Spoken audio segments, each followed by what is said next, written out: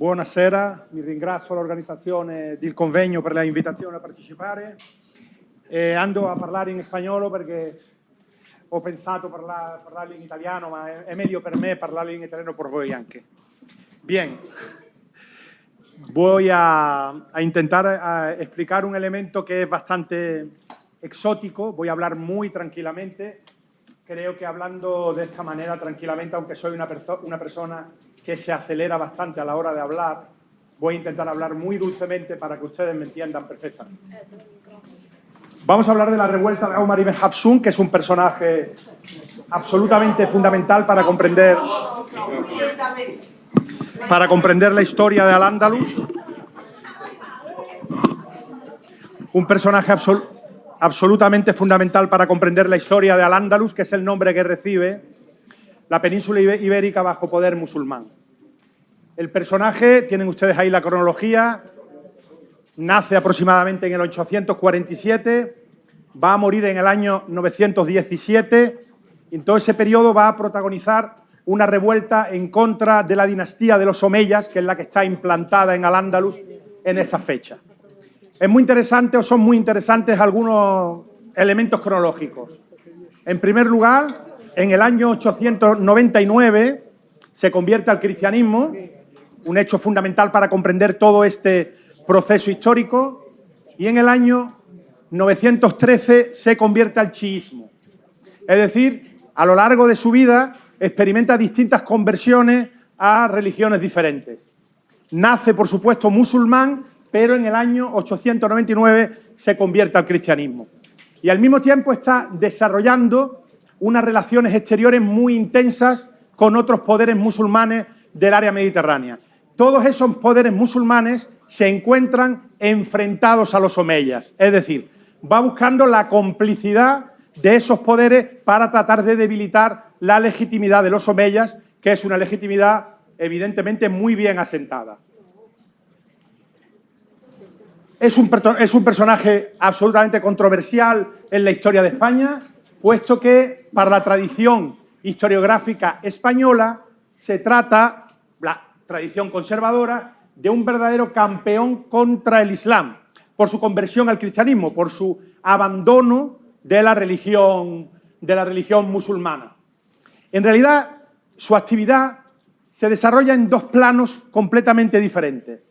En un plano local, en ese plano del sur de Al-Ándalus, de lo que se corresponde con la actual región de Andalucía, busca el apoyo de la mayor parte de la población, de la mayorenza de la población cristiana, porque todavía en esa fecha una buena parte de la población del sur de Al-Ándalus era cristiana y por tanto su conversión al cristianismo se entiende en esa idea de ganarse el apoyo, el concurso de la población local. Pero al mismo tiempo desarrolla, por su propia falta de legitimidad, desarrolla una política exterior que tiende a acercarse a todos aquellos poderes, los omeyas, que son enemigos de los omeyas. En ese sentido, va a buscar el apoyo de los idrisíes de Fez, en el actual Marruecos, de los aglavíes de Ifriqiya Kairouan, de Túnez, y de los chiíes también, de los fatimíes de Ifriqiya, de Kairouan. Es decir, se mueve en ese doble plano, un plano local de apoyo de la población de mayoría cristiana y un plano más general que es el Islam occidental, el Islam magrebí y andalusí. Y en ese sentido se comprende muy bien su actuación política por la carencia de legitimidad. Carece de legitimidad. Al carecer de esa legitimidad tiene que buscar apoyos exteriores a la causa. Y el problema de la legitimidad es fundamental para explicar la conformación del poder en el ámbito musulmán. Este es el lugar desde el cual inicia su revuelta. Se trata de la ciudad de Bobastro, un despoblado que se encuentra en el término municipal de Ardales, al noroeste de la ciudad de Málaga, un sitio verdaderamente impresionante, con unos valores paisajísticos enormes. Los autores árabes dan unas referencias muy concretas sobre el lugar. Fíjense ustedes aquí lo que dice un autor como es Al-Himyari en el siglo XIV. La fortezza di Bobastro era la base degli Ajam. Comprende un gran numero di conventi, chiese ed edifici a coppola. Dobbiamo fare molta attenzione alla terminologia. De un lado, Ajam significa simplemente gente que no habla árabe, que no es capaz de expresarse en lengua árabe, por tanto, todos aquellos que no se expresan en lengua árabe son Ajam, y por otra parte, el autor se está refiriendo a todo un conjunto de unidades de poblamiento, como pueden ser los edificios dayarat, dair en árabe, las iglesias al-kanais y los edificios abovedados, con cúpula, que son los dawamis. Bien, en el año 898-899 entra en el cristianismo. Los autores árabes le acusan incluso de herejía, de abandonar el Islam. Es decir, dicen que había abjurado del Islam antes de ese año, del año 899. Su familia, sus ancestros, sus antecesores, eran también cristianos, pero él vuelve a la religión de esos antecesores. Así lo cuenta un autor, como es un autor anónimo, en il Zikr Bilad al-Andalus. In questo anno Ibn Hafsun si dichiarò cristiano in modo fuorviante, poiché in realtà aveva già abjurato l'Islam. I suoi antenati erano cristiani, dimmi, e suo nonno Hafs, che era un sacerdote, si era convertito al Islam. Es decir, incluso se habla de que un bisabuelo suyo o un abuelo suyo era incluso sacerdote, qasis en árabe.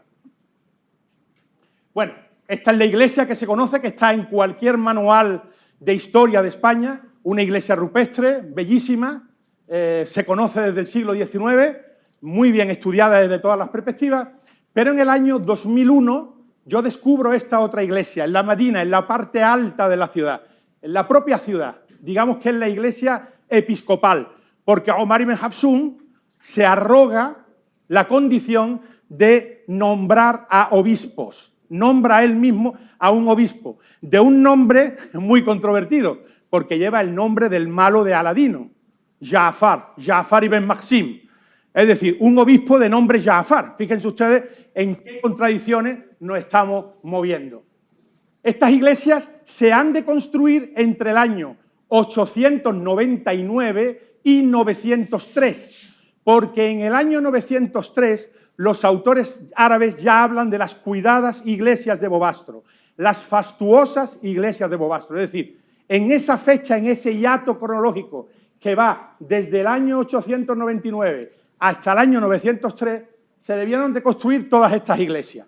Esta que yo descubro en el año 2001 es la iglesia, digamos, metropolitana de Bobastro, donde radica el obispo nombrado por Omar ibn Hafsun.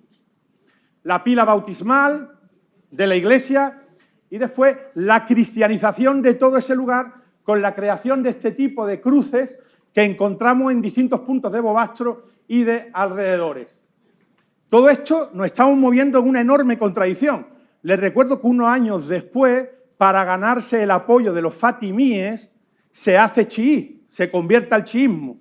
Y sabemos que parece ser que se entierra a la manera musulmana siendo chií. Entre sus adeptos se corría la idea de que se había convertido al chií, pero no fue una conversión masiva. Esto es algo muy típico de la doctrina chií. Los chiíes no convierten mayoritariamente a la población, sino que una minoranza, una minoría, se encarga de la conversión y esa minoría es la que gobierna. Pues bien, en ese sentido, Omar ibn Hafsun aplica los mismos criterios. En cualquier caso, lo que es evidente es que él se ha convertido al cristianismo y que está edificando iglesias en su capital, en su sede, en su caída, que es la ciudad de Bobastro. Ahí tienen ustedes la iglesia rupestre, que está dentro de un conjunto conventual, dentro de un monasterio, de un dair, que se dice en árabe, ocupa una posición marginal en ese convento, es un lugar con unas posibilidades arqueológicas, lamentablemente no se ha podido intervenir como hubiera sido necesario. Ahí tienen ustedes una vista aérea de la iglesia, absolutamente rupestre, digamos que es ideológico. El hecho de construir este tipo de estructuras en la piedra, estructuras rupestres, es algo ideológico. Omar ibn Hafsun opta, incluso cuando no es necesario, por hacer este tipo de obras de carácter rupestre. Bien, la onomástica y la toponimia es fundamental para intentar comprender estos fenómenos. Tenemos muchísima toponimia de origen árabe en el sur de España, en Andalucía, particularmente en el antiguo Reino de Granada. Hay que estar muy atentos a este tipo de toponimia porque esta toponimia nos puede desvelar determinados tipos de asentamientos. Por ejemplo, Canisa, Canais, que en árabe significa iglesia, o por ejemplo, Ad-Dair, que en árabe significa convento o monasterio. Por consiguiente, hemos de estar muy atentos a este tipo de toponimias para intentar, a través de documentación bajo medieval sobre todo, detectar estos centros religiosos. Ahí tienen ustedes algunas de las menciones de iglesias y de conventos en el territorio básico de Omar ibn Hafsun. En Bobastro, las mesas de Villaverde. La primera mención de la iglesia de Bobastro nos habla de las iglesias Bentenute, Chiese Suntuose, al Canais al-Fahma o al Canais al-Ma'mura. Hay iglesias también, como no, la Peña de los Enamorados, en el Cerro Torrón, en un lugar que se llama Canales, referencias todas ellas cronísticas, pero que son de una destacada importancia para valorar la penetración de ese movimiento de carácter cristiano en todo ese espectro religioso de la montaña malagueña. Hay monjes en la revuelta, tenemos evidencia de monjes en la revuelta, ahí tienen ustedes una referencia a esos monjes que acompañan a Omar ibn Hafsun, monjes que están al lado del rebelde, y desde luego los autores árabes se refieren a la construcción de iglesias por parte de Omar ibn Hafsun, a esa frenética construcción de iglesias. En Bobastro se habla de más de una iglesia, y de hecho hemos localizado arqueológicamente 2, pero hay más iglesias, porque este señor se dedica a construir iglesias, pero dentro de una ambigüedad enorme, porque los cronistas árabes le van a acusar también de construir mezquitas desde las cuales se invocaba al puerco, al porco. El porco es el califa Shi, el califa de los chiíes, el califa Fatimí de Kairouan. Ahí tienen un texto: si pregò nel nome di An-Nasir nella moschea abbandonata di Bobastro, cuando se conquista, dove furono ripristinate le preghiere e i sermoni. Le moschee abbandonate furono popolate e le chiese bentenute furono distrutte, la cui eccellente costruzione e la vicinanza al palazzo del maledetto Omar, insieme all'incuria delle moschee e al loro abbandono e mancanza di cure, erano stati i più forti indizi dell'apostasia del maledetto Omar, portando a la conclusione della sua infedeltà. Esto lo dice el gran cronista de los omeyas, que es Ibn Hayyan, en esa monumental obra que es el Muqtabis V. Las iglesias, la iglesia conocida desde siempre, que en cualquier manual de historia de España la van ustedes a encontrar, van a encontrar una foto, porque el personaje ha sido muy reivindicado por la tradición historiográfica española, una iglesia basilical con 3 naves, mayor la central, y con arco de herradura en la nave central. Esta es la que yo descubro en el año 2001, esta es mi iglesia, la iglesia de la Medina, la iglesia de la ciudad, seguramente la sede de este Ja'far ibn Maxim, nombrado, nominato de Ibn Hafsun, que concede a este personaje la condición de obispo, vescovo, uskuf en árabe. Es decir, le da la categoría de obispo. Él se arroga con la condición de nombrar obispos a su antojo, como él quiere, de la manera que él quiere. De hecho, este Ja'far va a tener una actuación determinante en ese estado hafsuní, en esa conformación estatal, en esa daula hafsunía que se configura a lo largo de 50 años. Cuando él muere en el año 917, sus hijos asumen la revuelta y continúan con la dinastía hasta que Abderrahmán III lo derrota en el año 927. Hay otras iglesias, esta es la patrona de la localidad, es una iglesia que fue reconstruida en los años 50, pero su fisonomía antigua era esta. Esta iglesia se reconstruyó en los años 50. Lamentablemente, en esa reconstrucción se perdió la fisonomía que tenía esa iglesia antigua. Bueno, las distintas iglesias, esta es la conocida, esta es la que yo descubro, y estas son las iglesias del ciclo mozárabe del norte de la península ibérica. Fíjense ustedes las influencias. Está clarísimo que la presencia del arco de herradura marca la diferencia. Pero hasta ahora se había visto, se había valorado como una influencia norte-sur. Y nosotros consideramos que la influencia es sur-norte. Es decir, estas iglesias de Bobastro ejercen una influencia sobre las iglesias del norte, sobre San Miguel de la Escalada o sobre San Cebrián de Mazote. San Miguel de la Escalada, que está en León, San Cebrián de Mazote, que está en Valladolid, al norte. Primero son las iglesias del sur del Andalus que ejercen influencia sobre las del norte. Lo sabemos, por ejemplo, porque la inscripción fundacional de esta iglesia de San Miguel de la Escalada nos marca una cronología posterior a las iglesias de Bobastro que hemos convenido que se levantan entre el año 899 y 903. En Málaga hay un conjunto de iglesias rupestres muy destacados, sin embargo son iglesias que no tienen una planimetría ni una metrología como las que tiene la iglesia de Bobastro, que se ajustan a un patrón arquitectónico. En el año 913, Omar ibn Hafsun entra en el chiismo, fíjense ustedes qué vaivenes políticos, es algo verdaderamente excepcional y único en la historia del mundo musulmán, un personaje que se haya movido en esas coordenadas políticas tan antagónicas. Tenemos que estar muy atentos, por tanto, a la orientación de los edificios. Esta es la iglesia que yo descubro nuevamente y esta es una intervención arqueológica que se viene llevando a cabo en el término municipal de Pizarra, muy cerca de Bobastro. En esta hemos descubierto lo que se llamó eremitorio, pero que en realidad ahora pensamos que es una mezquita, que sería una de esas mezquitas que construyera Omar ibn Hafsun a lo largo de esa veleidad chií que tuvo durante unos 7 u 8 años. Es este lugar de los Castillejos de Quintana, en Pizarra, un lugar muy complejo, un piccolo Bobastro, un pequeño Bobastro, donde hay un montón de elementos muy similares. El hecho rupestre, la necrópolis que ahora van a ver ustedes. En definitiva, un lugar que ofrece unas condiciones magníficas para intentar, desde la periferia de Bobastro, comprender este fenómeno tan complejo. Aquí tienen ustedes la vista de esto que consideramos que puede ser una mezquita y no una iglesia. El eremitorio está fuera, además, de lo que es el núcleo de población, de lo que es el poblado, está fuera del poblado, no está inserto en el poblado, y entendemos que la iglesia sí debía, estamos buscándola, la iglesia sí debe estar pues muy cerca de, ahí tienen ustedes lo que es el nicho, debe ser el mihrab, posiblemente de la mezquita, y esta necrópolis, que la iglesia debe estar bastante próxima, bastante vecina a esta necrópolis, con unas 17 tumbas que se ha encontrado en este lugar y que la hemos excavado. Se ha salido una monografía recientemente.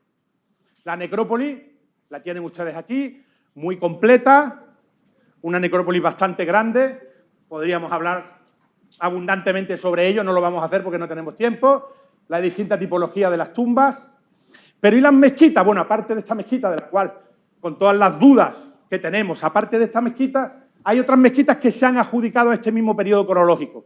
Esta está en Archidona. Archidona fue la capital de la Cora, de la circunscripción de la provincia de Raya. Pero esta mezquita es almohade. Esta mezquita no nos sirve porque es posterior, es del siglo XII. Esta sí. Esta es una mezquita que construye los leales, que construye el Estado omeya de asedio a Bobastro. Está a unos 12-14 kilómetros de Bobastro y es un intento de planificación de una ciudad de asedio frente a los revoltosos, frente al Ahl al-Khilaf, que se dice en árabe, la gente de la disidencia, la gente disidente. Y se construye una mezquita que es una reproducción absolutamente mimética a menor escala de la mezquita de Córdoba. Un cuarto de la mezquita de Córdoba de Abderramán I. Es decir, hay un proyecto de construcción de mezquita que sigue el patrón, que sigue el modelo cordobés. Y esta es un ejemplar absolutamente excepcional. Se llama el cortijo de la mezquita y no fue descubierto sino hasta el año 2001, llamándose el cortijo de la mezquita. En fin, cosas que tiene la vida.